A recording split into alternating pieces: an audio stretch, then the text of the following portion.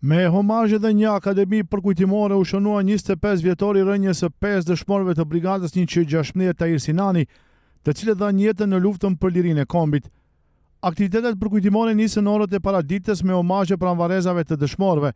Fillimisht, nderimi u bën në varrezat e fshatit Banjic, ndërsa më pas homazhet vazhduan në varrezat e fshatit Negotin, ku bashkëluftëtar, familjar, qytetar dhe përfaqësues institucional vendosën kurora me lule dhe nderuan me respekt kujtimin e të rënëve. Në pasditën e të njëjtës ditë, në amfiteatrin e Bibliotekës Universitare në Prishtinë, u mbajt akademia përkujtimore kushtuar komandant Tahir Sinanit. Gjatë akademisë u vlerësuan lart kontributi i tij dhe i bashkëluftëtarëve të brigadës 116, duke u theksuar se sakrifica e tyre mbetën pjesë e pandashme e historisë së përpjekjeve për liri.